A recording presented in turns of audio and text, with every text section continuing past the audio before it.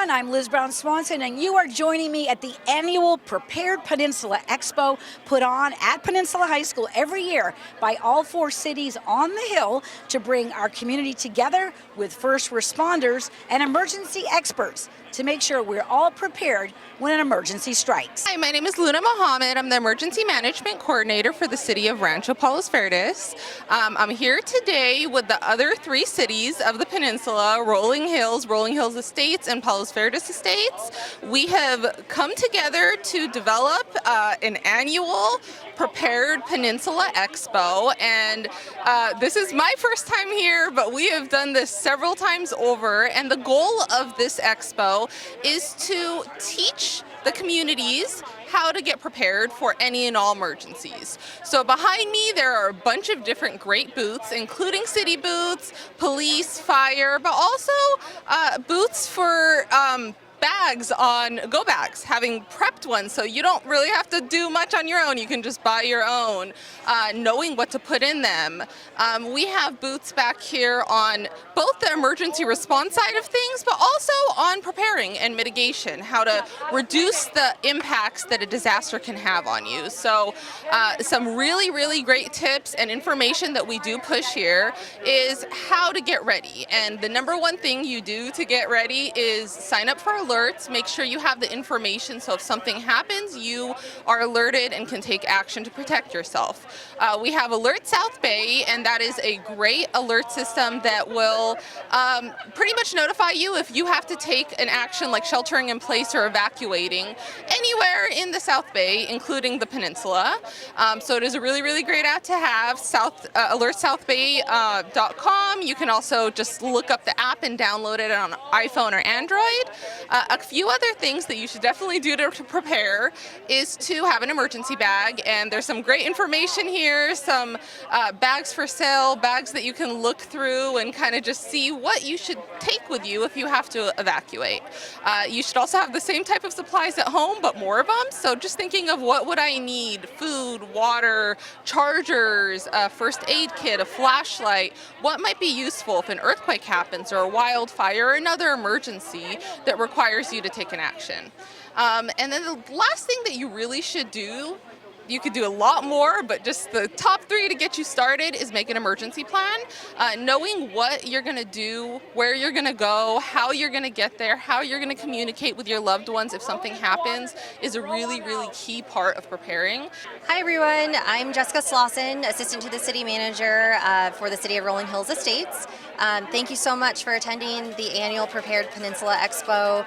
We're excited to talk about emergency preparedness today with the Palos Verdes Peninsula community. A couple of new things this year. Certainly the four cities are here to share emergency preparedness resources. We have law enforcement agencies like Palos Verdes Estates Police Department, Los Angeles County Sheriff's Department, LA Port Police. We also have FBI here to share some information. Something new this year, we are sharing two presentations, active shooter awareness training, and that's going to be held in the Kelly Fieldhouse Gym. So we're excited about that. Another item that's new this year is our e-bike education tables. So you'll see some of our tables with information about e-bikes. So thank you all for being here, and hope you learn about emergency preparedness today. For anyone interested, there's going to be an active shooter presentation starting shortly. Hey, my name's Derek Clotworthy. I'm a deputy at Lomita Sheriff Station. We're out here at the Prepared Peninsula Expo, just trying to meet with our community and share information that we can about disaster preparedness. There's also going to be an active shooter presentation shortly here at the Peninsula. So our key takeaways from today's active shooter training is to recognize that the threat can come anywhere at any time, and that there really isn't any sort of pattern or history with these types of incidences. The only way that we can really prepare ourselves is recognizing that they are occurring when they're occurring, and what steps we need to take afterwards, both for your safety and then for the safety of the deputies who are responding. So, it's so important to be prepared for any emergency, especially here on the peninsula, especially with what's been going on in our community in the last few months. I think that it goes without saying that a disaster can happen anywhere at any time, and we need to be ready for it. Not only law enforcement, but also you folks at home. Hi, I'm Valerie Gorsuch. I'm the president of Palos Verdes Estates Neighborhood Watch, and thrilled again to be here at the Expo. It's an amazing event that we have with so many first responders and their equipment and talks and demonstrations, and it's one thing to make sure that this hill is safe and secure. We have Palos Verdes Estates here. We also have Rolling Hills Estates, Rancho Palos Verdes, Rolling Hills, and police force and the fire department. We are here to tell you all the things you need to know to be safe and home and crime-free and live in this wonderful place of Palos Verdes. This year, they've added a program on active shooter training. It was 2 sessions that they gave. It was a video. It lasted about an hour.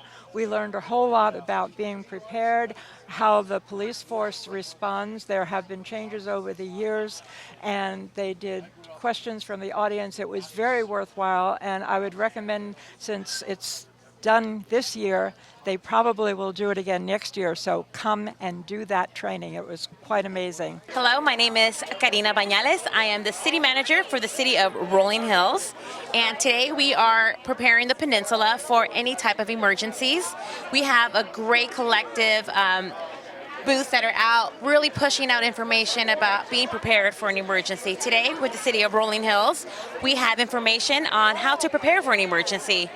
Most importantly, we want to share with the community members that the City of Rolling Hills just installed a siren project. The sirens are focused predominantly on notifying Rolling Hills residents if an emergency is just around the corner. We are currently testing these sirens, so we're hoping that these will go live soon. But we also want to share a little bit about why we're here today. The City of Rolling Hills has been able to work very closely with our residents, the block captains. They are right behind me. And they're sharing a little bit about what they do as a community to get their residents prepared.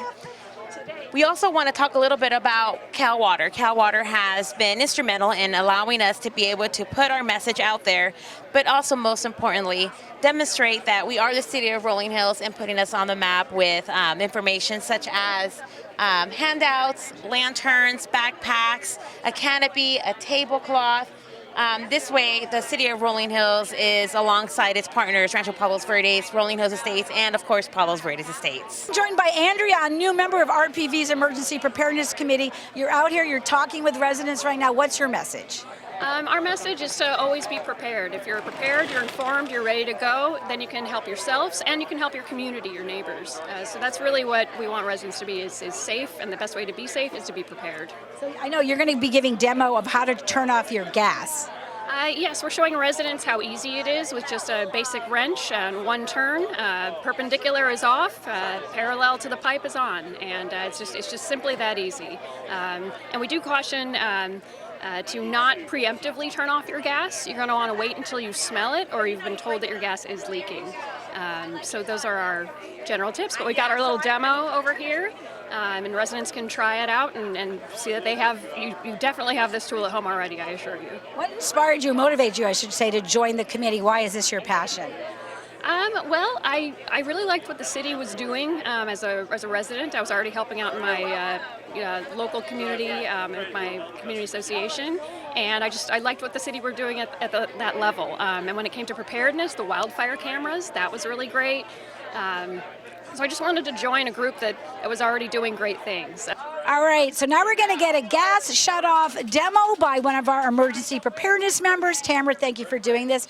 Talk about what you're sharing with the residents about turning off their gas. Yeah, so in the case of an emergency, we wanted to show how you can turn off your utilities. And so we've got a flyer here about how to look for your electric panel, how to find your water device, and then physically, we've got an example of how to turn off your gas. So every gas line has a bolt that looks like this. And what you do is that this is the gas line. As you see it, it's like if it's vertical, that means that your gas line is on. And that's how it always is. If you ever had to turn it off, you are going to want to turn it perpendicular and that's how it turns off.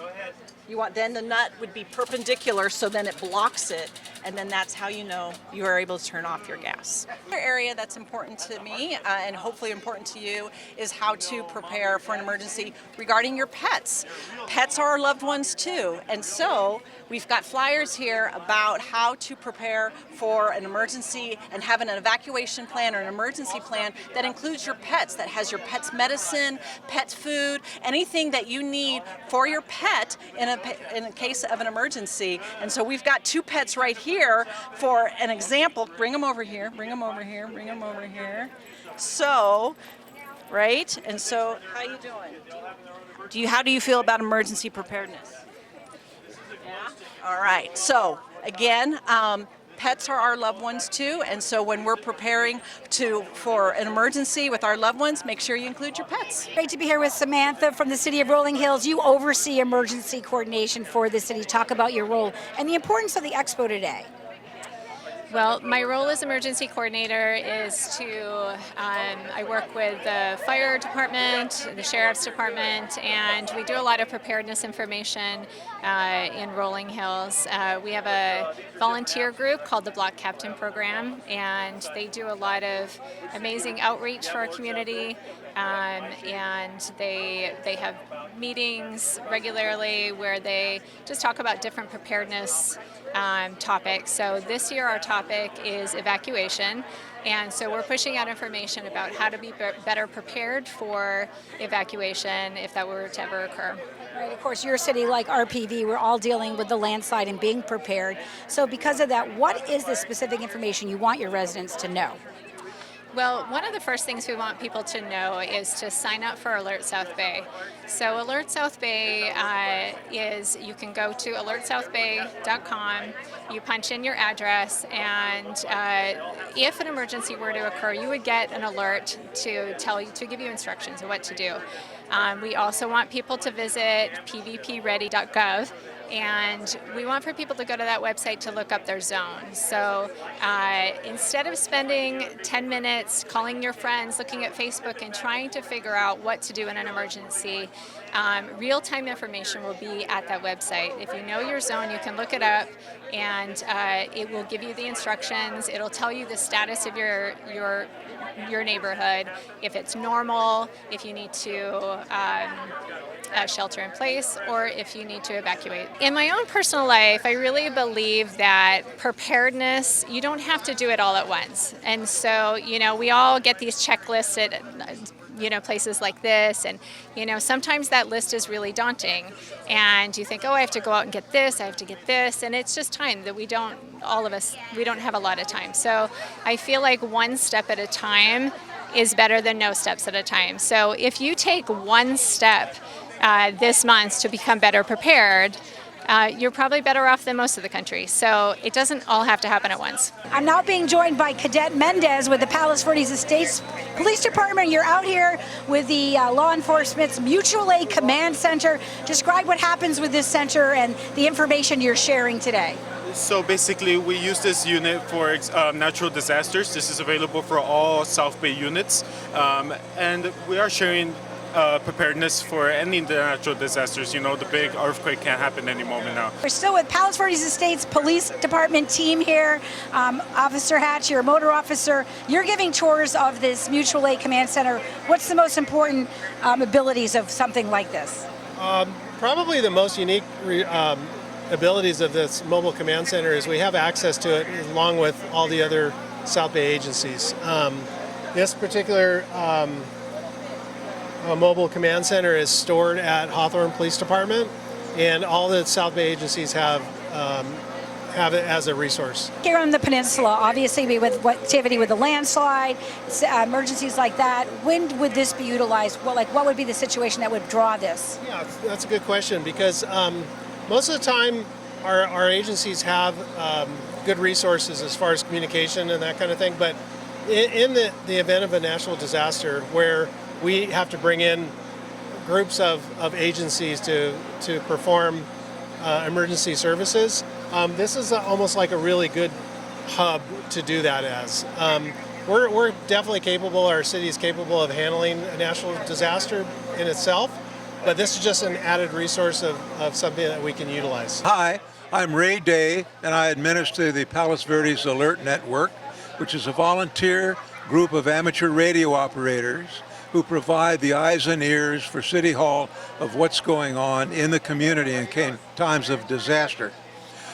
We have an emergency communication center specifically set up right next to City Hall, and when their emergency operations center is working during a disaster, we have constant communications with them so they can see what's going on in the city of Rancho Palos Verdes. So the tools that we use to operate are basically this little handheld radio where we communicate with direct line of sight with the Emergency Communications Center near the RPV City Hall, as well as through local amateur radio repeaters. And the Palos Verdes Amateur Radio Club offers free classes to get your amateur radio license. We have free mentoring, tutoring, to help get you tuned into how to serve the community as well as yourself in times of disaster when basically power's gone and cell phones are gone. And as we like to say in the world of amateur radio, when all else fails, we're here. My name's Bob Brammer, and I'm with the Los Angeles County Disaster Communication Service. We're a civilian auxiliary with the LA County Sheriff's Department, with a focus on backup communications, such as after an earthquake, helping all the sheriff stations serve their area cities, while our job is to support them and the cities, providing backup ham radio communications and keeping them in contact with the county EOC. Our messages for residents is, one, to let them know that there is a backup set of communications that we use and other groups in the area use that is ham radio based, but also to let them know about things that they can do to upgrade their own personal disaster preparedness, like an earthquake kit. And you can go to Dick's Sporting Goods and buy a couple of GMRS radios, very inexpensive. You buy the license like a fishing license, and you're going to be able to stay in touch with your neighbors. On the other hand, we help our cities and the Sheriff's Department and the Sheriff's EOC stay in touch with the county EOC. Communications at a very personal level is, if your family members have a GMRS radio or your neighbors have it, then someone can walk down the other side of the street and check on your at-risk elderly. Or if your kids go to the high school that the city's distributing water at, you can stay in touch with them after the earthquake. And if you have your Costco big giant family pack of batteries, that means your radio is going to be active for a while. We do the same thing with our ham radios. We're using probably more expensive batteries and a taller antenna, but the same logic is to keep the agencies in touch so the Public Works Department can reach the county. Oh, good afternoon. I'm Fran Whelan, and we're here at the Palos Verdes Peninsula Prepared Peninsula Expo, and we're representing Palos Verdes Peninsula Village, and Ann and I are both members of the village, and we went to remind seniors that they need to be prepared in case of an emergency. And yes, Fran, that's true. Preparedness is the key, and one of the things that we might think about as seniors is to have extra prescriptions in our go bag in case of an emergency. So thinking about those kinds of things, what will I need if I'm not able to stay in my home? The Palos Verdes Peninsula Village is an organization of seniors, and we provide lots of information about aging in this day and age, and lots of social activities. We provide lots of services in addition to the social activities, and it's a good link for us to be here today for preparedness, and it's a wonderful experience joining the village and being part of this wonderful community. I'm Zamira Dominus. I'm a member at the Portuguese Bend Pony Club. We're from the Camino Real region. So every Saturday morning at 10:15 we meet and we have what's called horse management. We talk about everything from evacuations and safety, but also stuff like horse veterinary care, poisonous plants, feeding, grooming, riding, anything you can think of. And we also have emergency kits that we make sure to keep stocked 100% of the time. We have thorough checklists. We have packets here that we've been giving out to horse owners and friends of horse owners that have a bunch of valuable information that's good to have at hand in emergency. like all your horse's veterinary records, photos. Like this is like if your horse gets stolen. You also want to have a photo of you and your horse, so you can have proof that it's your horse. All stuff like that are very important. My name's Aaron Arugai. I'm the Executive Director of the Los Angeles County West Vector Control District. And we are here primarily to spread the word about mosquitoes. So we really want everyone to understand that it's a joint effort in controlling mosquitoes, and we need the public to remove any standing water around their home. So any source of water, no matter how small, a small saucer under a plant, anything can breed mosquitoes. So get rid of all standing water, and if you have a mosquito problem, you can call us or go to our website at www.lawestvector.org, and we can assist you with controlling mosquitoes around your home.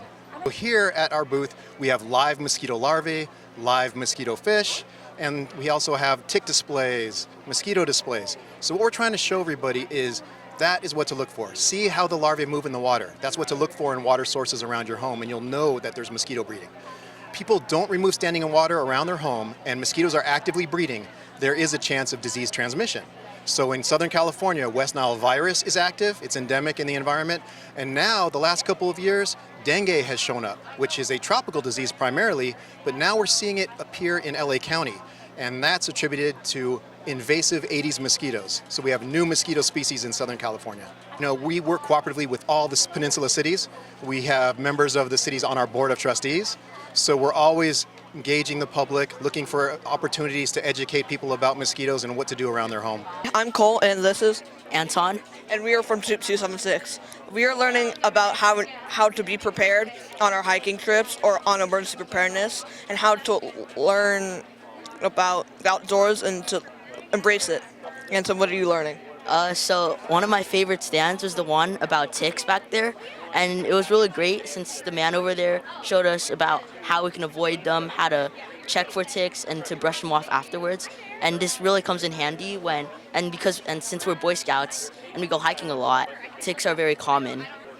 I think it was really cool that we were able to talk to law enforcement about what they do and how they act and what they wear on their day-to-day jobs. What do you think? I thought it was really cool that we were able to wear. I went to the SWAT booth, and we were able to wear the helmets and the gear, and I thought that was really cool.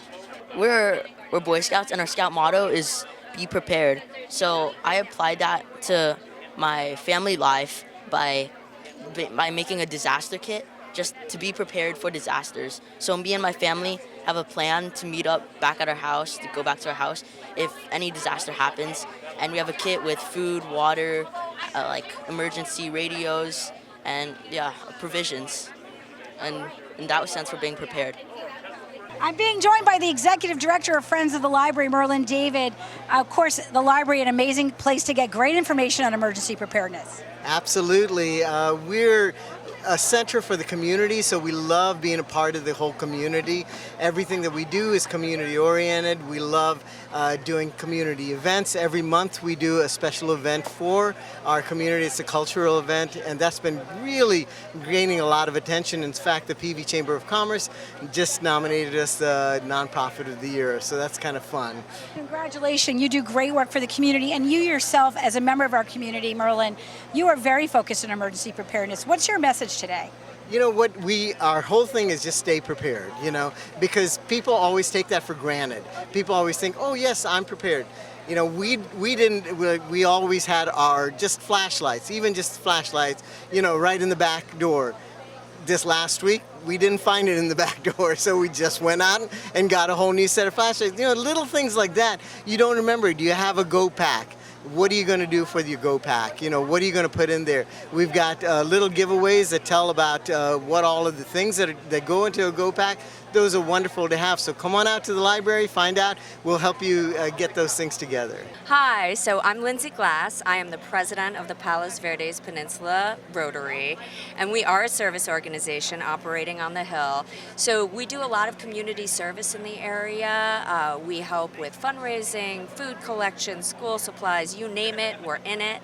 We are also a networking organization, so in the background we do like to do business with each other and people on the Hill.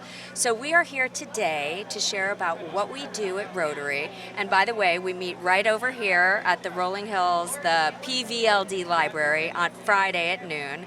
But we're also here talking about the fact that we've been fundraising for the landslides. So as everyone knows, we have landslides over here on the hill in several areas. So we have been both doing fundraising to collect money that will then go to, all the money goes straight to the people who need it.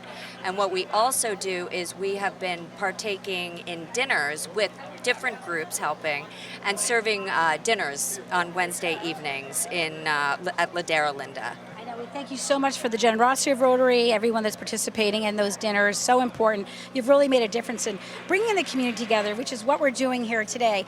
In your own personal life, what do you do to be prepared for any emergency? How do you do that? Well, I have to tell you, since attending this today, I now have a lot of information that I need. I'm a dog owner, and obviously we're in an area where we are at risk.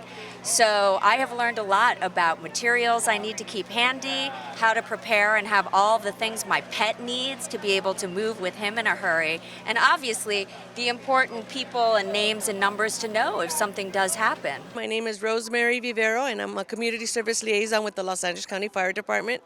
We are here today at the Peninsula to bring out so much information regarding emergency preparedness. We have our booth outside here in the front, and first of all, we have our emergency alert radios.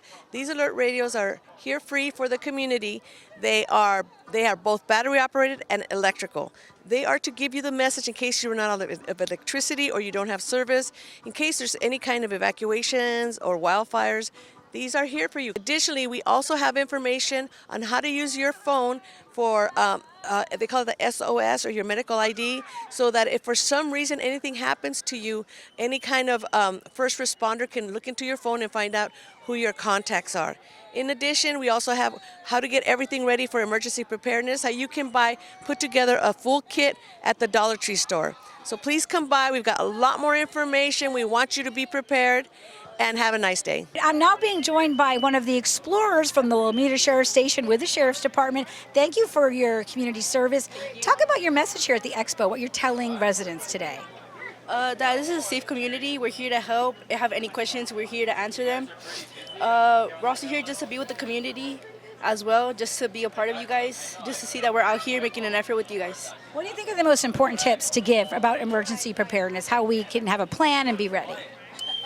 Just to always be prepared, that you never know what's going to happen, and that's just know you can always call 911 for anything. I'm being joined by one of our participants here at the Expo. This is your first visit. What do you think so far? And share the information you've been getting. I love it. This is awesome. We got CERT, we got the police department, we've got even more prepared that's selling us stuff to help us out. I like the preparedness. I like the fact that they're giving me information to how to be able to know what to do. Have at least a good 30 seconds of like, okay, grab my shoes, grab my flashlight. I got to run out of here as fast as I can. So they're giving me so much information. Sorry, I'm overexcited. It was a good event. We're glad you're excited. I see you've got a bag here, so you're filling up all your info. What do you got? Well, they gave me a nice bag also to remind me what I'm supposed to put in the bag when I run out in case I'm 1 o'clock in the morning and I'm sleeping. My shoes, my flashlight, my what else? My gloves, my first aid kit, everything is in here, so I can run out of the house and at least have some necessities with me. And then I got some information so that I could go ahead and prepare my house. As we wrap it up here at the Prepared Peninsula Expo, we hope that the information that we have shared is helping you to be ready. I'm Liz Brown Swanson. See you around the peninsula.